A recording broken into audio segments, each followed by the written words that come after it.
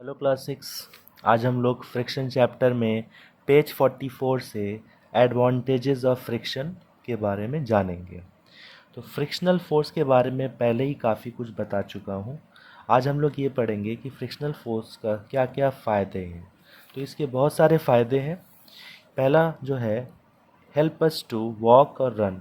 हम लोग रास्ते में जो चल पाते हैं या दौड़ पाते हैं, ये सारा कुछ फ्रिक्शनल फोर्स के वजह से ही होता है। हम जो शूज़ या जो भी चप्पल पहन के हैं, वो रबर का बना होता है। वो रबर क्या करता है, वो ग्राउंड के साथ एक फ्रिक्शनल फोर्स क्रिएट होता है, जिसकी वजह से हम चल पाते हैं। जैसे हम लोग जो रास्ते हैं जो पिच के बने होते हैं, रफ़ होते हैं, उसमें आसानी से चल पाते हैं। लेकिन अगर हवाई चप्पल है और मार्बल का फ्लोर है, तो वहाँ पे हम लोग क्या कर जाते हैं, स्लिप कर जाते हैं, क्योंकि वो मार्बल का फ्लोर ज़्यादा फ्रिक्शन ऑफर नहीं कर पाता है, जिसकी वजह से हम स्लिप कर जाते हैं, गिर जाते हैं। तो फ्रिक्शनल फोर्स का होना बहुत ज़रूरी है, नहीं तो हम चल नहीं पाएंगे, फिसल जाएंगे।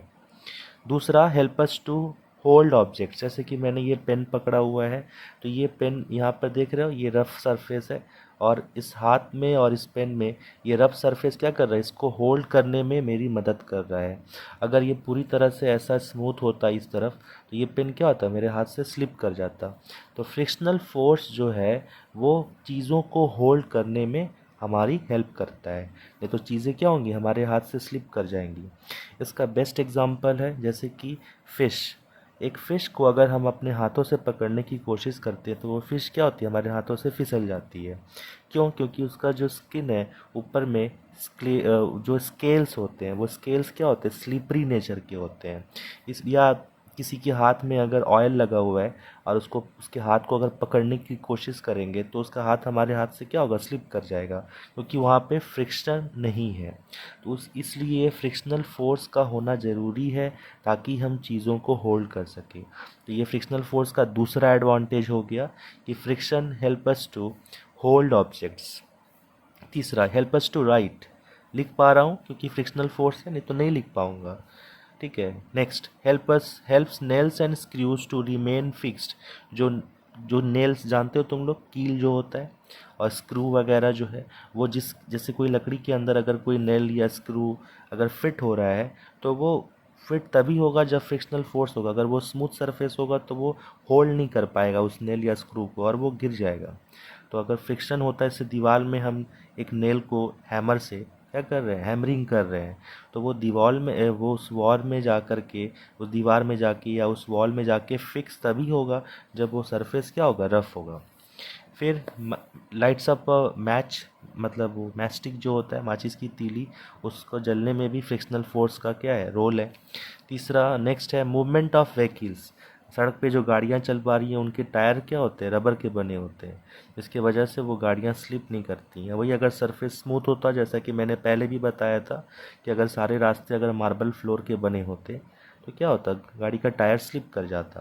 तो व्हीकल्स, जितने भी व्हीकल्स हैं, कोई भी गाड़ी हो, वो देखोगे सबका चक्का जो पहिया है, सबका जो व्हील है, वो रबर का बना होता है। टायर जो होता है वो रबर का रहता है, और रास्ते में वो ताकि स्लिप ना करे, वो ज़्यादा फ्रिक्शनल ऑफर करता है।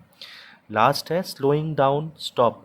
कोई भी व्हीकल ब्रेक अप्लाई करने से क्या होता है, स्लो हो जाता है।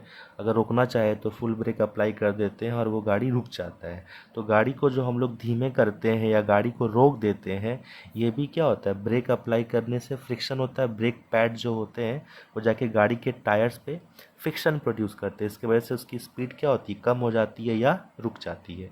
तो ये सब कुछ फ्रिक्शन के एडवांटेजेस हैं जो आपके बुक में दिए हुए हैं। नेक्स्ट है डिसएडवांटेजेस ऑफ फ्रिक्शन। अगर इसके फ़ायदे भी हैं, तो कुछ नुकसान भी है। नुकसान क्या क्या है, जैसे कोई भी ऑब्जेक्ट को मूव करने के लिए हमें उस फ्रिक्शनल फोर्स से ज़्यादा फोर्स अप्लाई करना पड़ेगा, तभी वो ऑब्जेक्ट मूव करेगी। जैसे कि ये कॉपी है, तो ये कॉपी स्टेट ऑफ रेस्ट में है ना। तो अगर हम चाहते हैं कि इस कॉपी को मूव करे, तो ये जो बेड है और इस कॉपी के बीच में जो फ्रिक्शनल फोर्स है, उससे ज़्यादा का फोर्स हमें अप्लाई करना पड़ेगा, तभी ये कॉपी मूव करेगी, नहीं तो मूव नहीं करेगी।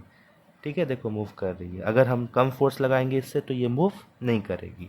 तो फ्रिक्शन को ओवरकम करने के लिए एनर्जी लॉस हो जाता है क्योंकि कोई भी बॉडी मूव तभी करेगा जब हम उस फ्रिक्शनल फोर्स से ज़्यादा अमाउंट ऑफ फोर्स जो है उसके ऊपर लगाते हैं। तो some of the energy is wasted in overcoming the friction. उसके बाद कॉजेज वियर एंड टियर, ये पहले भी बता चुके हैं लास्ट क्लास में कि फ्रिक्शन क्या करता है, मशीन पार्ट्स जो हैं वो घिस जाते हैं, या हम जैसे कोई चप्पल या शूज़ पहनते हैं उसके सोल्स क्या होते हैं, वो घिस जाते हैं। तो फ्रिक्शन की वजह से ये एक डिसएडवांटेज हो गया। वो घिसना तो हमारे लिए किसी फ़ायदेमंद तो कोई बात है नहीं, कोई एडवांटेज तो है नहीं। फिर ये भी बताए थे लास्ट क्लास में, फ्रिक्शन जब होता है तो हीट प्रोड्यूस होता है। कोई मशीन है उसके पार्ट्स क्या होते हैं, हीट होते होते ख़राब हो जाते हैं, घिस जाते हैं। तो ये तीन जो है डिसएडवांटेज है। That's all for today. Thank you.